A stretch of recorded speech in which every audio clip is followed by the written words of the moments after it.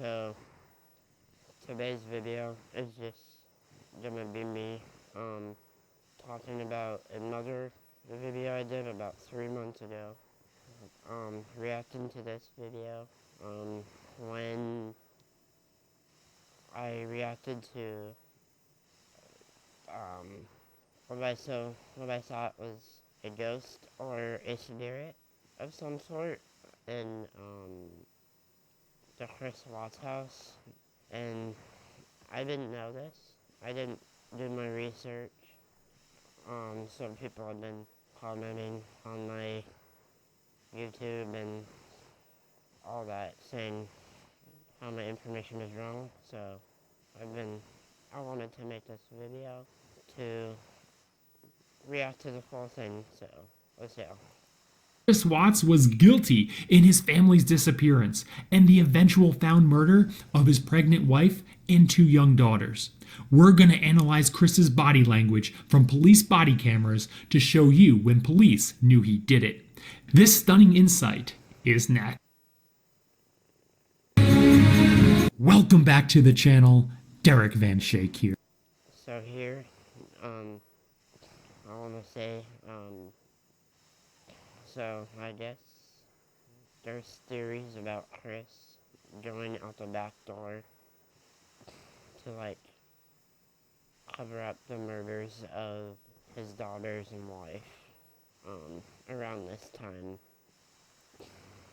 Chris Watts is the northern Colorado man who eventually admitted to killing his pregnant wife and 2 young daughters on the morning of August 13th, 2018. Right now, you are watching Chris Watts cover up the scene of his crime by loading his deceased pregnant wife and 2 young daughters into the backseat of his work truck, which took him about 50 minutes that morning. His pregnant wife Shanann was found buried in a shallow grave in an eastern Colorado oil field where Chris worked, and the bodies of his 2 little girls were and I want to say, how could someone this sick?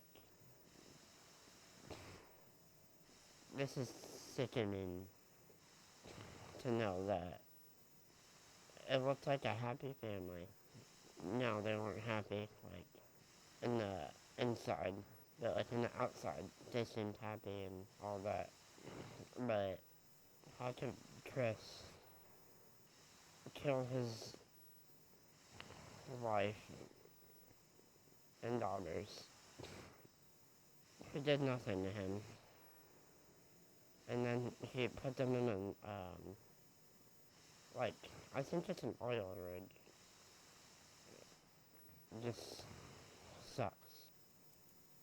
found dumped in oil tanks. I live just 40 minutes south of where all this happened, so this case literally hits close to home. At first, Chris Watts claimed his family was just missing, and that's where we're going to start. We're going to watch through police body cameras how this first day unfolded, and I'll point out Chris's body language, which caused police to really suspect he was guilty. Since cameras are now everywhere with doorbell cameras, police body cameras, and cell phone cameras, it's shocking to witness firsthand how everything unfolded and then unraveled quickly for Chris that first day.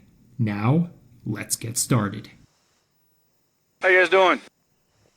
I don't know which one is Chris's friend, but people are saying that, one of these 2 girls helped Chris with the murders. And that's just speculation, I think. Yeah. Brother? What's that? Do you remember me? Yeah. Hey man, How you been? Just, Hi. You Nicole? Yes. Okay. What's going on? So my friend, we were out of town for a business trip this weekend, All right. and I dropped her off at 2 o'clock this morning. She's 15 weeks pregnant. She wasn't feeling well, and she had a doctor's appointment this morning at 9, and I told her to let me know if she needed me to take her. She's got 2 little girls, and she was very distraught over the weekend, wasn't eating normally or drinking, and we kept trying to force it on her because she's pregnant. Her husband and her supposedly are separating, but she didn't know this. She thought they were just having issues. He disclosed that to me today. Okay. Because I called him, and I was like, have you talked? something about her saying that she just found out, even though she's Shannon's friend. I don't know how to pronounce the wife's name that Chris killed, but she just found out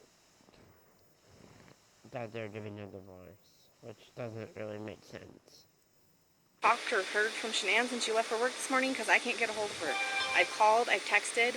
Her car's in the garage. Her shoes she wears every single day are by the front door. She only has one vehicle? No, they only have the one vehicle in his work truck. Okay, that's what I'm He said asking. There's she not took a... the girls and went on a play date, but they're 4 and 2. If she went on a play date, why wouldn't she take in a car? They're both in car seats. Bella's so sweet, playing with. So he's just making sure that they're not in there. And the dogs, since they had dogs, yeah, the dogs were the only, not people, but animals in the house. And yeah. With her baby. And she had a doctor's appointment this morning at 9 and she didn't go to the doctor's appointment. Okay. No answer on the phone. Husband's on his way. Minnie Mouse out there for Christmas. But it's been absolutely gorgeous here in Colorado, like always. Supposedly, but he said that 30 minutes ago when I called him and told him he said he was 45 minutes out still. And I know the code to the door. You do? I do, but there's a thing on it. There's a, no, it'll, even Chris or you can do it. There's a, they have the thing flipped up here. Oh, what about the garage door? I don't Is know. there...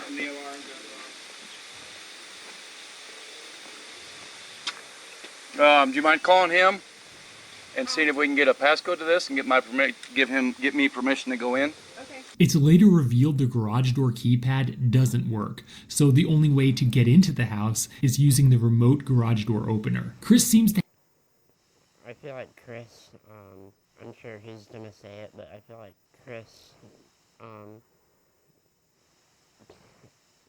disabled the garage door code, so police or, Nicole couldn't get in. have made it so no one would be able to go through the house while he was at work, just in case he thought of extra crime scene cleanup that needed to be done while he was at work. I'm just gonna check the back, see if I can see anything. At this point, Officer Coonrod is logically thinking Shanann is having a medical emergency, which is why he's banging on windows to hopefully... And, Shanann was, I think she was very healthy and all that, but, so for her to disappear like that was very weird. And, yeah, it's, like, kind of, it's like every murder story that has someone running away, and then they eventually found out that, the killer, or they have a killer, and, yeah. get her children to let them in to help her. Yep, I've got to have more unless I get consent from him to go in.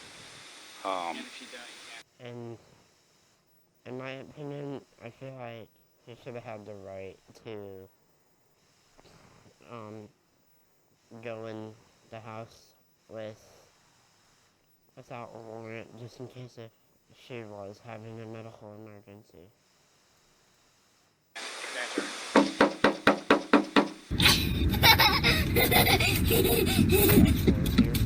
Oh, no, I got a phone!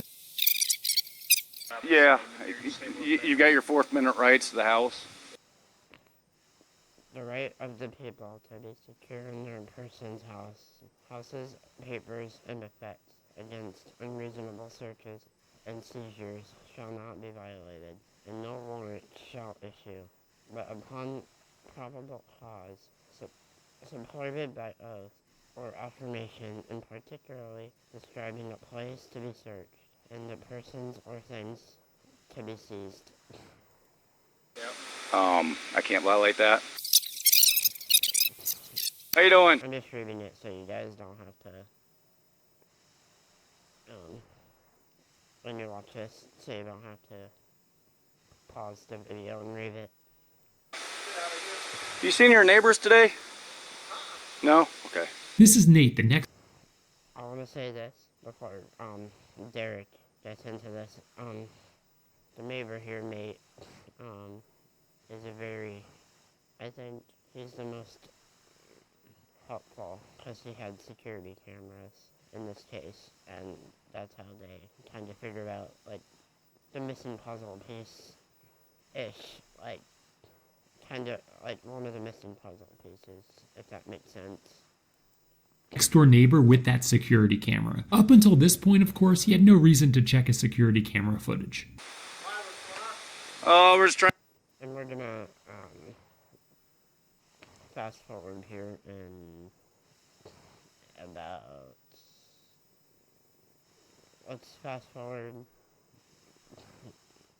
from 11 minutes to there. So Trying to get a hold of her. Felt like she wasn't feeling too good and pregnant, and they were just concerned. Cece, don't be mean.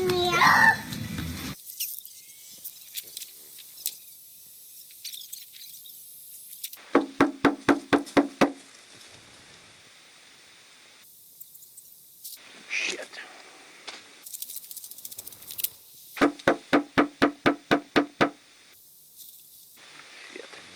just making sure he's secure. How am I gonna get in? Or making sure that Now Ben is filling in Nate the and man was safe. what's going on, and how this is all very odd, which is naturally getting Nate more involved. Yeah.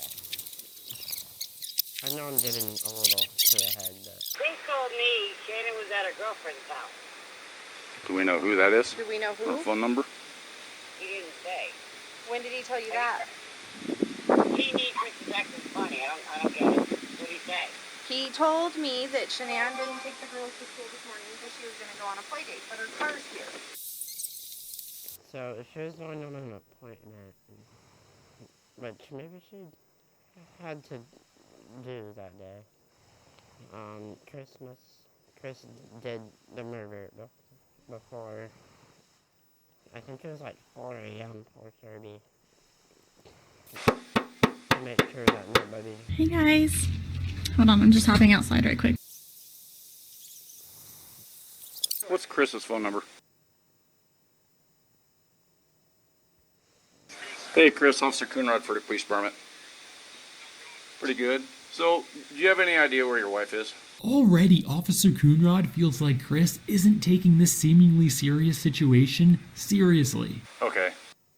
And I feel like Chris was trying to take his time to get there, to make sure everything was going according to his plan. Right. What my concern is, her car's here. They're saying she is diabetic. I don't want her, if she's upstairs and can't respond. Let's fast forward. Okay, how far are you? Okay, alright. Thanks. He said like 5 minutes. So he's about here. He's told us 45 minutes 2 times in a row. So he's just giving us false times and everything. And we know he's been lying because his stories aren't adding up. Now, the police officer is receiving even more to build on that negative impression of Chris. Obviously, Chris's story of where Shanann and the kids could be is not adding up because he's lying and can't keep his story straight. But why has he been saying he's 5 minutes away for the past 45 minutes? It's likely because while at work, he thought of something that needed cleaning up and didn't want anyone to bust in before he was able to alter his crime scene. I mean, I don't see anything out of place. I'm not hearing kids. I'm not hearing anything. No, Cece. Clean up. Remember, clean up?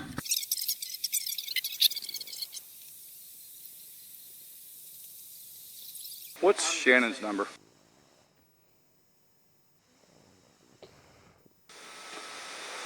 I don't hear the phone ring or anything. Yeah. The neighbor has a camera system. Mm-hmm. See how Ben is rubbing his palms together? That's a sign of positive expectancy. And in this situation, he's expecting information from Nate's camera that will help locate Shanann and the kids. So he's told us 3 different stories. So he neighbor over there said he has a camera. Shannon, are you home? This kid keeps me going. Police department, if anyone's inside, make yourself known. Is that airplane? Police department, if anyone's inside, make yourself known. Is that Bella? Yeah, you'd think they were here, the kids or someone would respond though. You'd hear some kind of noise.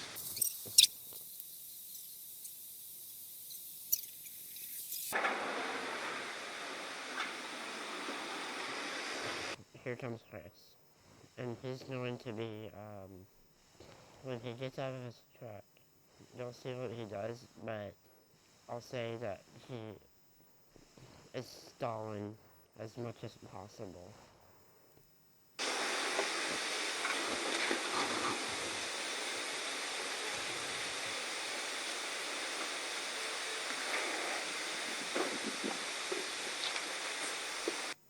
And that daughter, that was something I made a huge mistake about, because I didn't see that. When Chris finally gets home with the police officer standing right there, he goes to the passenger side of his truck to get something? The officer must be thinking she could be dying in there. Why didn't you just quickly hit the button to open the garage and sprint into the house to find out if your family's okay? I'm here. Hang on. Yeah, keep me on the phone. Okay, get Madison.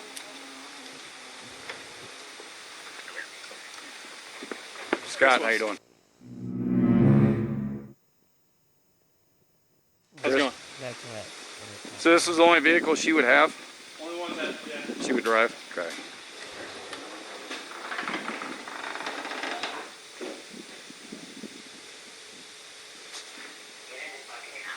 More diddle-dallying. Instead of running into the house, he goes into his wife's car to either put something into her car or take something out. Regardless, it's very likely he Trying to stall for whatever, for certain reasons, and he's nervous. did something that he thinks will help cover his tracks or make it appear he's less guilty. You know, there's no way you can look for today? During the daytime? Now, neighbor Nate is beginning to search through his security camera footage. Everything's already headed downhill for Chris Watts. Chris is in the house. We're standing outside the police office. Can we go in the house? Chris was alone in the house. A minute 6 just to get in the house. Suspicious. For 1 minute and 15 seconds. I think it's safe to say that he wasn't looking under the beds for his family during that time. I mean, that's up to him. It's his house. If you guys... Nikki, I'm giving you permission to walk in my daughter's house. Mind if I come in, Chris? Okay.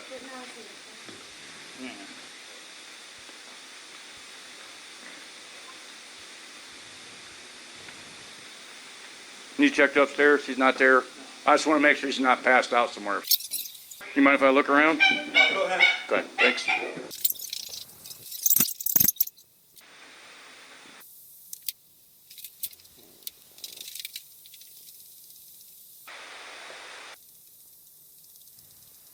Upstairs is when Chris's performance really begins. Down her phone. Oh. Well, All the girls blinkies are gone. He knew, he had to grab their blankets, so it wouldn't be suspicious. Or vice versa. Like, he wanted to try to trick the police that, their blankets are gone because maybe they, I don't know. Their blankets they sleep with, they don't leave anywhere without them. good. What you'll notice is how Chris throws in diversion evidence and diversion dialogue, which he thinks will help divert people from looking at him as suspect number 1 and start to believe the ridiculous story that his family just vanished. Nothing else appears to be missing, though. Just stuff you'd take for a quick trip. Her phone's here? Her phone's here.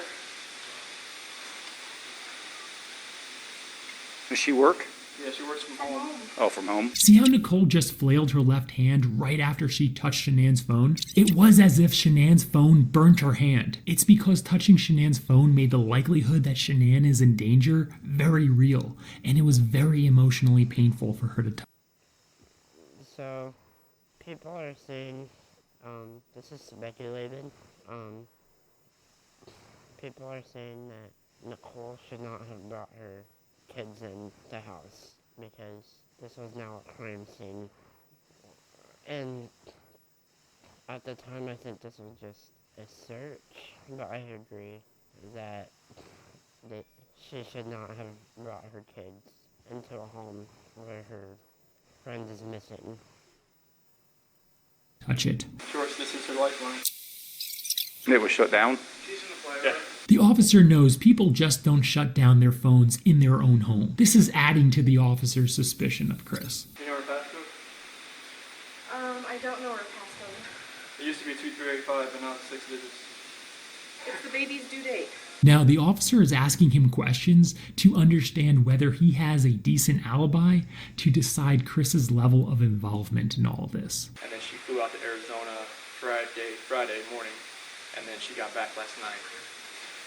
About 2 a.m. Flight got delayed. She left about 11. She got here at 2. Okay. And I went to work this morning about 5:15, 5:30. Notice the officer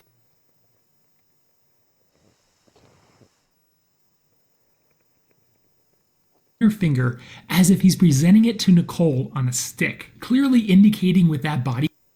Watch this.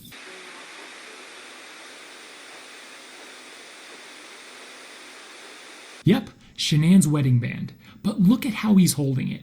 Far away from his body on the tip of his pointer finger as if he's presenting it to Nicole on a stick, clearly indicating with that body language that he doesn't want any part of what that wedding band represents. So he's saying that she left her wedding band, or wedding ring, wedding band, whatever it is. So, which is weird, because if you're married, you usually wear it. Sorry, you usually wear it if you're married. It was on the nightstand next to her, picked up the hair. Did you notice his lips sucked in right there? That's his way of holding back a duping delight smile.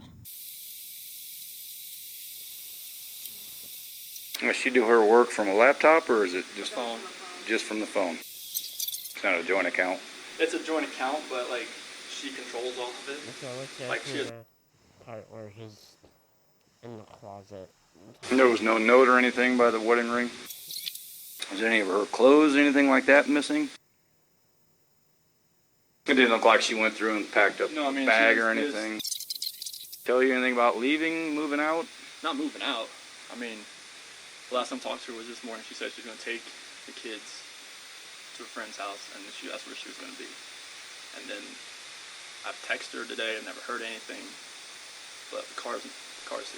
No text. And if he did text her, it was planned out. Car Right. seats are here. Unless somebody came and picked her up. But the people that I know, nobody's heard from her. Nobody's seen her. Right. That, of course, was a bold-faced lie. But did he seem believable to you? First, body language of what he did okay. Making good eye contact and showing open palms. But he did a lot of subtle things which indicated a lie. Watch again. The last time I talked to her was this morning. She said she was going to take the kids to a friend's house, and then she asked where she was going to be. And then Very, I've texted her today. I've never heard anything. very. But car's here. Car Right. seats are here. Unless somebody came and picked her up. But the people that I know,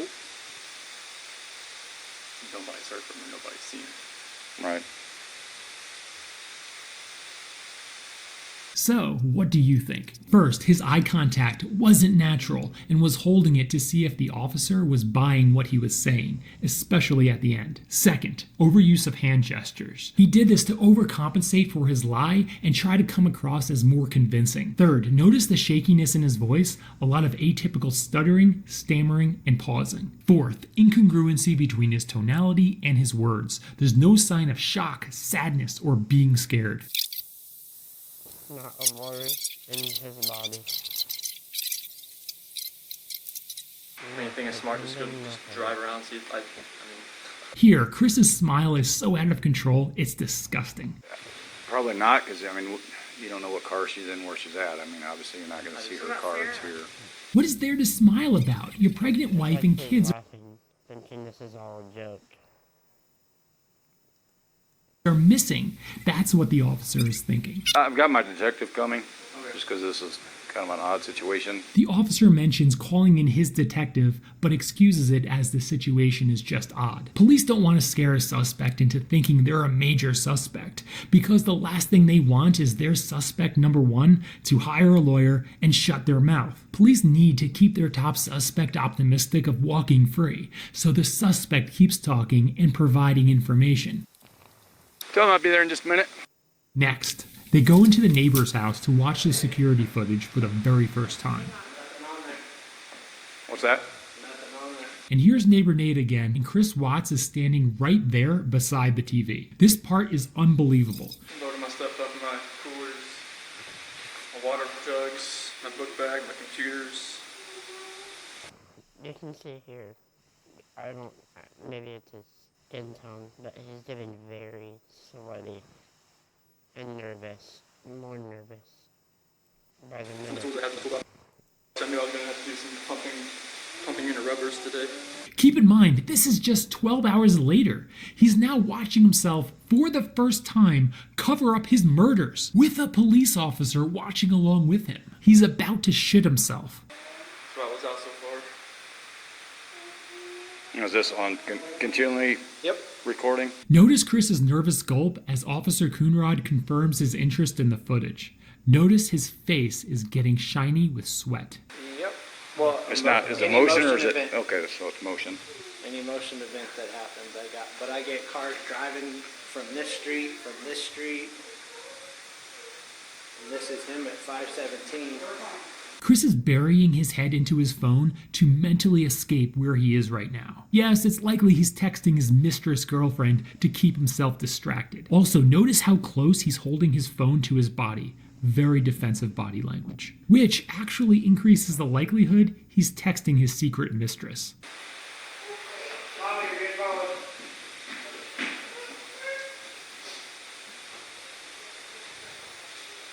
I usually park out there on the side and get everything back in. Be easier to lug everything out there, all the tools that I had to bring in. Constant defending and explaining implies guilt. Notice how he looked completely away from the TV to the door with a deep breath. But what does that all mean? Many things. First thing, he doesn't like what he sees on the screen. Now, this may sound too simple, but it's true. We look away from things we don't like, and we look at things we do like. This includes automobiles, homes, jewelry, and even security footage. Second, the fact that he looked all the way around to the front door shows that he wants to get out of there. Third, very deep breath. Fight or flight instinctual defense mechanism kicked in. This naturally happens when we feel threatened. Our body's heart rate increases quickly in preparation for a fight or to run away.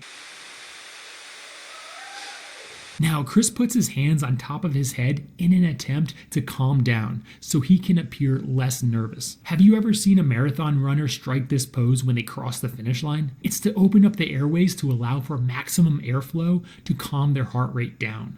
Chris is doing this to reduce his signs of nervousness. Even someone as dumb as Chris knows he can't show how nervous he really is when watching himself act suspicious on the security footage, because that's a huge red flag he's guilty.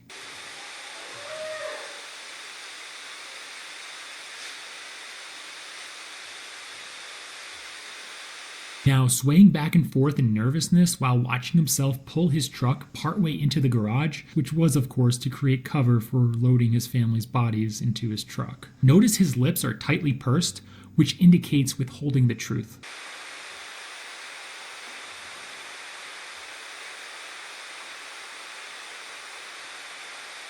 His heart rate here is so high due to nervousness, he felt the need to hold at least one hand over his head at all times.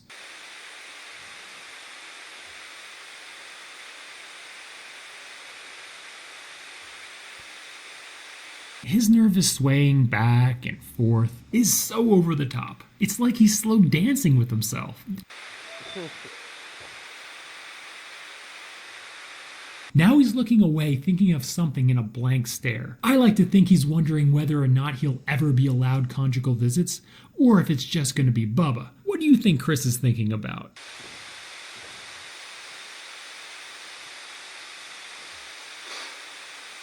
The length of silence here says so much. Because what do you say when you're watching a likely murderer watch himself cover up his murders, which were committed that morning? Because if there was any sort of action out On there, his camera, it's I like, would have got it. like Right. he had Sunglasses fall because the sweat that formed on his head reduced friction for them to stay up. Also, his incredible nervousness caused him By the way, we're just gonna be watching the rest of this video, unless I have something else to say. to be less spatially aware. we had issues the other week when people were stealing stuff out of like garages and stuff like that, and I had parked my truck I over had here. to park right here. Yeah. This is a typical sign of a liar, which is diverting. When a liar is being pressed on a key issue, they'll start to talk about other, somewhat related things in great detail, which accomplishes two things. First, it makes the liar come across as open and honest, because they're surrendering information. Second, they're able to avoid talking about the key issue in which they're guilty of or lying about. So someone, See if I could anything see where happens. someone tried to jimmy with a flathead screwdriver. Chris is showing little to no interest in using Nate's camera to figure out where he can find Shanann and the kids. Chris is treating this as his time to defend himself. Over there, and it was just like, But if any action would have happened, any cars or anything left your house, I would yeah, if have it got would it. have been like right in that area, it should have picked. I mean, Oh, it'll pick up anything coming down the street this way. you know where that tree there too? Oh, yeah. Okay. So unless they pulled right here, Yeah. but I would have caught her walking out.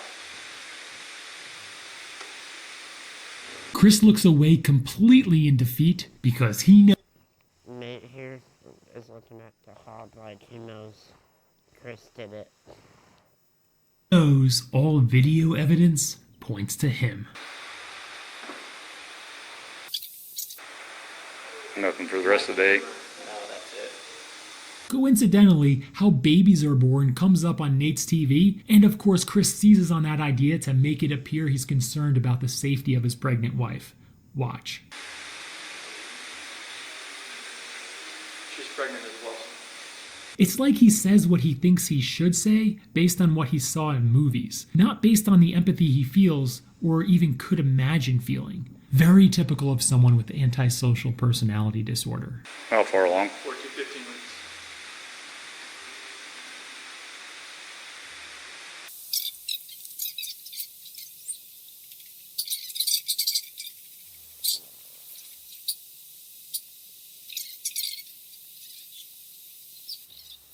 I'm fast forwarding, but you can still see him sway back and forth with his lips sucked in and his arms folded in tightly to his body. That signals Chris is giving himself as much self-comfort as possible let's while fast standing.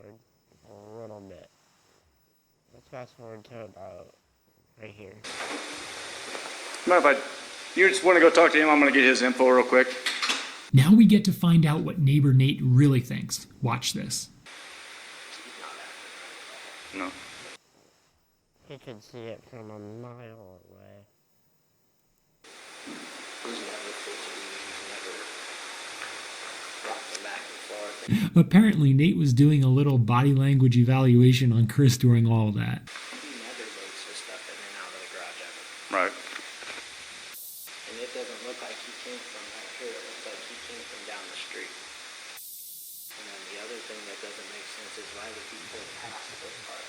He's explaining to him how Nicole would have been seen walking right out the garage. You can see him pull past. Are you able to record this? Uh-huh. But watch, you'll see him get out. And he walks back and forth a couple times. To be completely honest with you, my wife and I were kind of wondering when she was on vacation if something happened, because I've heard them full out screaming at each other at the top of their lungs, and he gets crazy. Does he? And that's pretty recently. Yeah. That's not the always calm and easygoing Chris he was leading everyone to believe. to me, why would he pull the truck up into the garage? If he loads his stuff, he normally just walks back and forth because I get him on camera. What does he usually load up? All he usually has is a lunchbox and a book bag, looks like a computer, and usually a water jug. That's it. Yep, Nate was referring to Chris's baseline and how this morning's actions drastically deviated from that baseline. He doesn't look worried. He looks like he's trying to cover his tracks. But I can't see what he's doing in the back of the truck because he pulled into the garage. And he knows my camera's there. Yep, that's how Shanann and the kids left the house, and they know it. It's kind of odd that he pulls his truck back behind my camera. The cutoff, the truck's in the garage right now. And he never backs his truck into the driveway ever.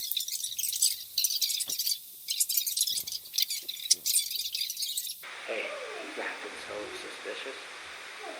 He's normally, you can ask them, he's normally quiet, real subdued.